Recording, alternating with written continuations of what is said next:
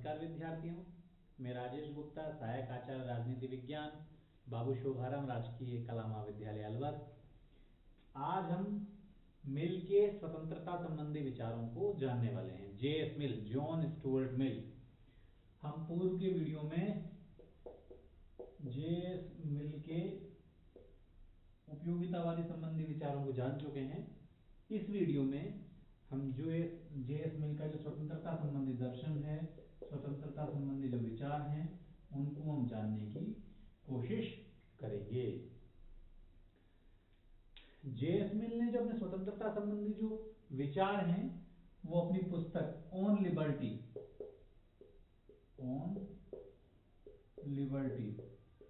इसमें दिए हैं।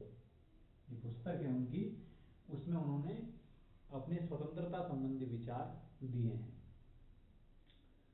जो J.S. मिल कहते हैं कि जो स्वतंत्रता है वो व्यक्ति के विकास के लिए बहुत जरूरी है। व्यक्ति का जो नैतिक विकास तभी हो सकता है जब उसे क्या प्राप्त हो, स्वतंत्रता प्राप्त हो।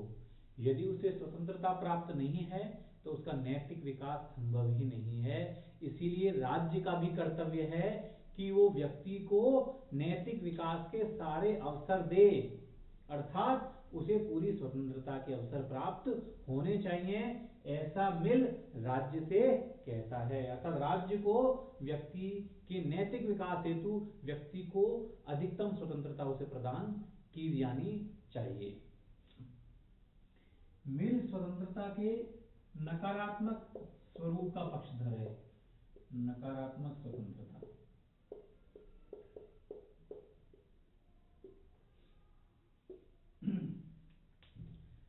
स्वतंत्रता का मतलब जानते हैं व्यक्तित्व विकास के लिए आवश्यक परिस्थितियां।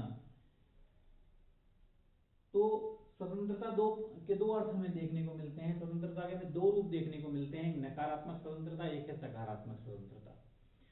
नकारात्मक स्वतंत्रता के अनुसार व्यक्ति की स्वतंत्रता पर प्रतिबंध नहीं होने चाहिए, क्योंकि जो प्रतिबंध हैं वो कहीं न कहीं स्वतंत्रता को रोकते हैं, स्वतंत्रता पर अंकुश लगाते हैं। इसलिए मनुष्य की स्वतंत्रता के ऊपर राज्य के द्वारा प्रतिबंध नहीं लगाए जाने चाहिए, न्यूनतम प्रतिबंध होने चाहिए।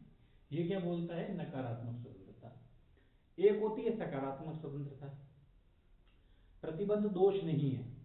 सकारात्मक स्वतंत्रता के अनुसार प्रतिबंध दोष नहीं है, जितने आवश्यक हैं उसके अनुरूप प्रतिबंध व्यक्ति की स्वतंत्रता पर राज्य के द्वारा लगाए जाने चाहिए, ताकि व्यक्ति अपनी स्वतंत्रता के साथ साथ औरों की स्वतंत्रता की भी रक्षा कर सके।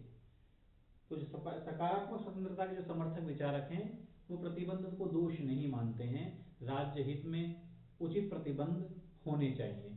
जबकि जो नकारात्मक स्वतंत्रता के समर्थक हैं वो कहते हैं कि प्रतिबंध दोष हैं, क्योंकि ये व्यक्ति की स्वतंत्रता पर अंकुश लगाते हैं, व्यक्ति की स्वतंत्रता को कम करते हैं। इसलिए प्रतिबंध न्यूनतम होने चाहिए, कम से कम होने चाहिए। व्यक्ति की स्वतंत्रता पर प्रत्येक प्रतिबंध दोष है। J.S. मिल तो यहां तक बोलता है। तो जो J.S. मिल है वो नकारात्मक स्वतंत्रता के पक्षधर हैं।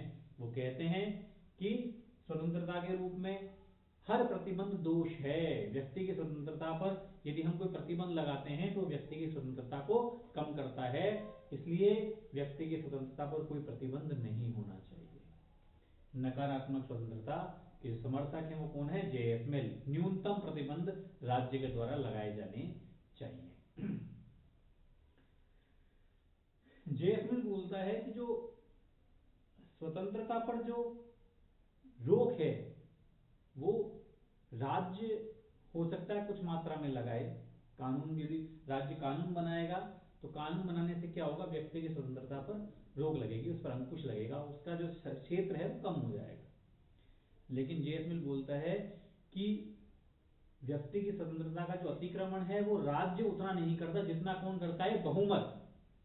बहुमत मतलब उस राज्य में जिस वर्ग की जनसंख्या ज्यादा है, वो जो अल्पसंख्यक लोग हैं उन पर वो अत्याचार करते हैं। अल्पसंख्यक लोगों की स्वतंत्रताओं को वो सीमित कर देते हैं। अल्पसंख्यक लोगों को स्वतंत्रता वास्तव में नहीं मिल पाती किसी राज्य में, क्योंकि जो बहुमत होता है वो उनकी स्वतंत्रता को सीमित कर देता है। क्योंकि राज्य के बारे में सामान्यतः राज्य के द्वारा जो निर्णय लिए जाते हैं वो बहुमत के अनुसार लिए जाते हैं। उस राज्य में जिस वर्ग का प्रतिनिधित्व ज्यादा है, बहुमत ज्यादा है, उसको उनके हितों को देखते हुए उस राज्य के द्वारा निर्णय लिए जाते हैं। अल्पसंख्यकों पर विशेष ध्यान नहीं दिया जाता, इसलिए अल्पसंख्यकों को किसी राज्य में भी उचित स्वतंत्रता प्राप्त नहीं होती। इसीलिए जे.एस. मिल बहुमत की आतंक का विचार भी देते हैं। बहुमत के आतंक का सिद्धांत, बहुमत के आतंक का सिद्धांत अर्थात किसी भी राज्य में जो अल्पसंख्यक लोग हैं उनकी स्वतंत्रता पर जो अतिक्रमण होता है वो उस राज्य के द्वारा नहीं होता है। किसके द्वारा होता है? बहुमत के द्वारा होता है। कई बार प्रश्न पूछ लिया जाता है कि बहुमत की आतंक का सिद्धांत किस विद्वान ने दिया है? जे.एस. मिल ने। अब हम बात करते हैं जे.एस. मिल के स्वतंत्रता संबंधी विचार पर और आगे बढ़ते हैं। वो नकारात्मक स्वतंत्रता के समर्थक हैं, मैं बता चुका हूं।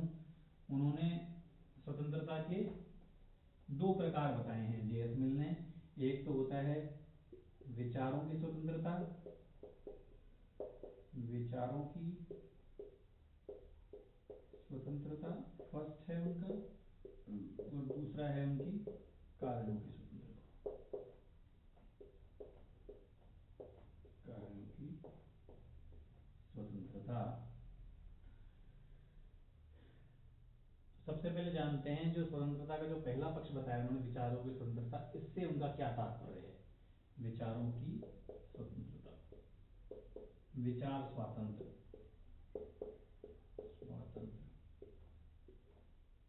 विचारों की स्वतंत्रता। इसके अंतर्गत जे.एस. मिल बोलते हैं कि इस विचार के क्षेत्र में व्यक्ति को असीमित स्वतंत्रता प्राप्त होनी चाहिए।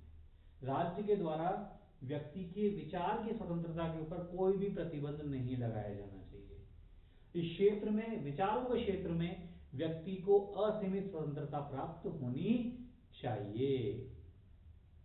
इसे वो कुछ उदाहरणों से बताने की कोशिश भी करते हैं। वो कहते हैं कि विचारों की स्वतंत्रता व्यक्ति के नैतिक विकास के लिए बहुत ज्यादा जरूरी है, कोई भी प्रतिबंध नहीं होना चाहिए। वो कहते हैं, इसमें बताते भी हैं कि जैसे सुकरात है, सुकरात हो गया, ईसा मसीह जी हैं,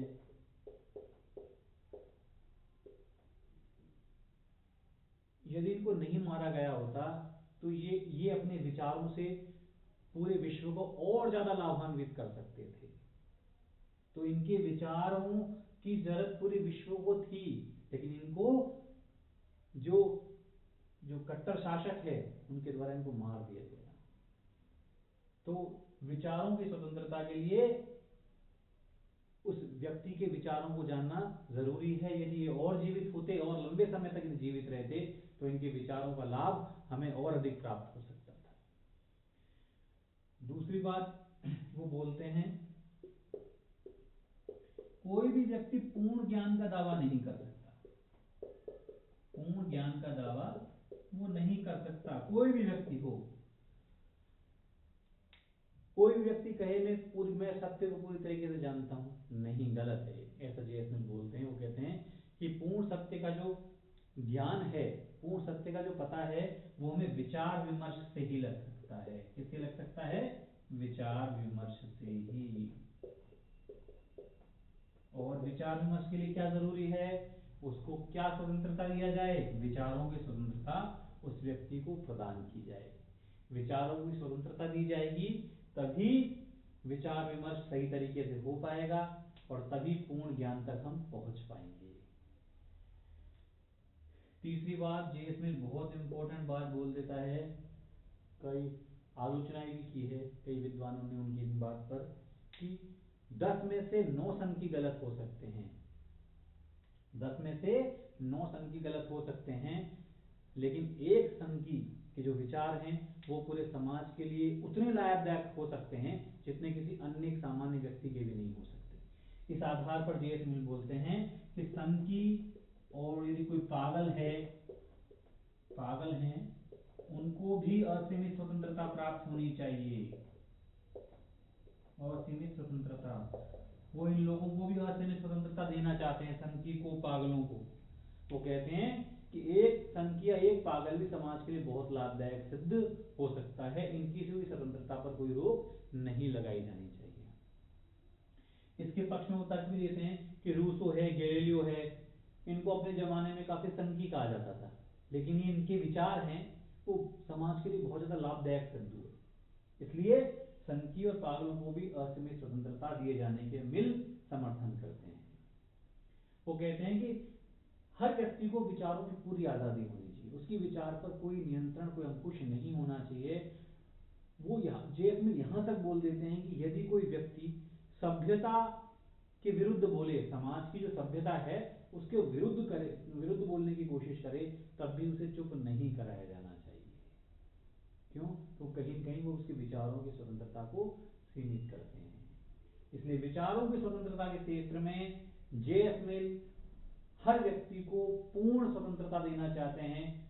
विचारों की स्वतंत्रता के क्षेत्र में जेएफ मिल व्यक्ति पर किसी प्रकार का कोई प्रतिबंध नहीं चाहते हैं, असीमित स्वतंत्रता। वो संघ के पागलों को भी असीमित स्वतंत्रता वो देना चाहते हैं। उनके अनुसार जो स्वतंत्रता का जो दूसरा प्रकार है वो है कार्यों की स्वतंत्रता।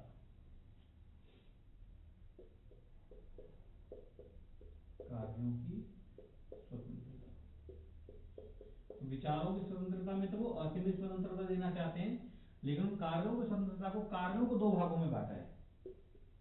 कार्य कहते हैं कि व्यक्ति कार्य दो प्रकार के होते हैं, एक स्वसंबंधी कार्य, दूसरा परसंबंधी कार्य। स्वसंबंधी कार्य वो हैं व्यक्ति के वे कार्य जिनका दूसरों पर कोई प्रभाव नहीं पड़ता, जैसे खाना, खुद व्यक्ति खुद खा रहा है, पीना, सोना। व्यक्ति के स्वसंबंधी कार्य हैं वे कार्य जिनका प्रभाव दूसरों पर न पड़े, स्वसंबंधी कार्य। परसंबंधी कार्य वे कार्य जिनका प्रभाव दूसरों पर पड़ता है। तो इस प्रकार जेएस मिल ने कार्यों को दो भागों में बांटा है, सबसे पहले स्वसंबंधी कार्य और परसंबंधी कार्य। स्वसंबंधी कार्य में जेएस मिल बोलते हैं कि यहां पर व्यक्ति को पूर्णतः असीमित स्वतंत्रता प्राप्त होनी चाहिए। असीमित, क्या खा रहा है, क्या पी रहा है, उस पर कोई रोक टोक नहीं होनी चाहिए। तो स्वसंबंधी कार्यों पर व्यक्ति को असीमित स्वतंत्रता जेएस मिल देना चाहते हैं। जेएस मिल कहते हैं कि व्यक्ति अपनी छड़ी वहां तक घुमा सकता है जहां तक वो दूसरों को न छुए, मतलब व्यक्ति अपने अधिकार क्षेत्र में पूर्णतः संप्रभु है। व्यक्ति अपने तन और मन पर संप्रभु है। व्यक्ति अपने शरीर के ऊपर उसकी प्रभुसत्ता की शक्ति है। जेएस मिल तो बोलते हैं स्वतंत्रता क्या है? अपने तन और मन पर संप्रभुता, अपने शरीर पर संप्रभुता। तो यहां भी जेएस मिल बोल रहे हैं कि जो व्यक्ति का अपना अधिकार क्षेत्र है उसमें उसको असीमित स्वतंत्रता प्राप्त है, लेकिन वे कार्य जिनका प्रभाव दूसरों पर पड़ता है उन पर व्यक्ति की स्वतंत्रता पर प्रतिबंध लगाए जा सकते हैं। जेएस मिल बोलता है कि हर व्यक्ति की स्वतंत्रता पर प्रतिबंध लगाए जा सकते हैं यदि वो दूसरे की स्वतंत्रता का हनन करे। तो इस प्रकार यदि वो दूसरे के कार्यों में हस्तक्षेप करता है, अर्थात व्यक्ति के वे कार्य जिनका प्रभाव दूसरों पर पड़ता है उन पर यदि वो व्यक्ति गलत कार्य करे, दूसरों की स्वतंत्रता का अतिक्रमण करे, तो उस पर प्रतिबंध लगाए जा सकते हैं। अर्थात जो पर विषय क्षेत्र हैं व्यक्ति के, वहां पर जेएस मिल कहते हैं कि वहां पर प्रतिबंध लगाए जा सकते हैं। तो विचारों की स्वतंत्रता में जेएस मिल व्यक्ति को पूर्ण स्वतंत्रता देना चाह रहे हैं। कार्यों की स्वतंत्रता को उन्होंने दो भागों में बांटा है, स्वसंबंधी और परसंबंधी। स्वसंबंधी भी व्यक्ति को असीमित स्वतंत्रता दे रहे हैं, लेकिन जो परसंबंधी जो कार्य क्षेत्र है व्यक्ति का, उस पर वो कहते हैं कि राज्य इस पर उचित प्रतिबंध लगा सकता है। इसके अलावा जेएस मिल अपने स्वतंत्रता संबंधी विचारों में हानि का सिद्धांत जोड़ते हैं। हानि का सिद्धांत ये क्या है? इसमें वो कहते हैं कि किसी विशेष परिस्थिति में व्यक्ति की स्वतंत्रता पर प्रतिबंध लगाए जा सकते हैं। हानि है, प्रतिबंध लगेंगे तो कहीं न कहीं व्यक्ति की स्वतंत्रता को हानि पहुंचेगी, लेकिन कुछ विशेष परिस्थिति है जहां पर व्यक्ति के स्वतंत्रता संबंधी जो उसके अधिकार हैं उस पर भी प्रतिबंध लगा सकते हैं। कौन कौन से ऐसे क्षेत्र हैं जहां पर वो प्रतिबंध लगा सकता है राज्य, वो जान लेते हैं। पहली बात, राज्य की सुरक्षा।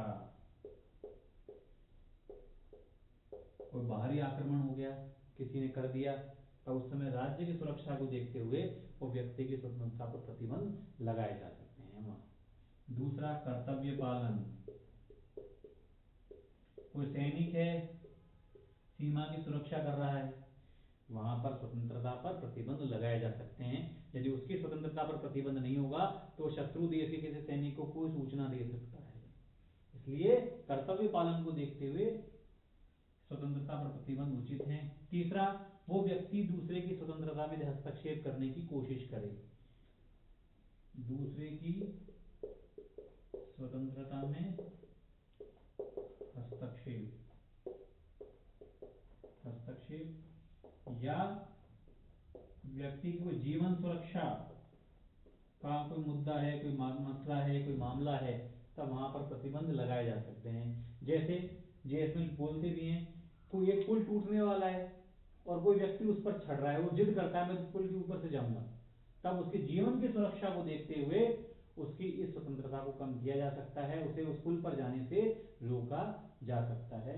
तो हानि के सिद्धांत के अंतर्गत जेएसएल 3 ऐसी स्थितियां बता रहे हैं जहां पर व्यक्ति की स्वतंत्रता पर प्रतिबंध लगाए जा सकते हैं। राज्य की सुरक्षा, कर्तव्य पालन, दूसरे की स्वतंत्रता में हस्तक्षेप और जीवन सुरक्षा का जब मामला है वहां व्यक्ति की स्वतंत्रता पर प्रतिबंध लगाए जा सकते हैं। तो ये तो हो गया जेएसएल के स्वतंत्रता संबंधी विचार।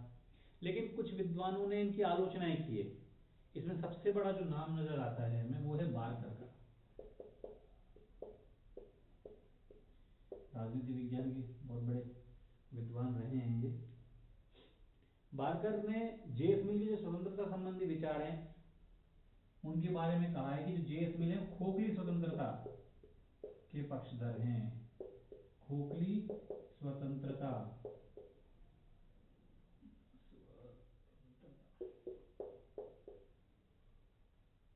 खोखली स्वतंत्रता के अग्रदूत, पैगंबर,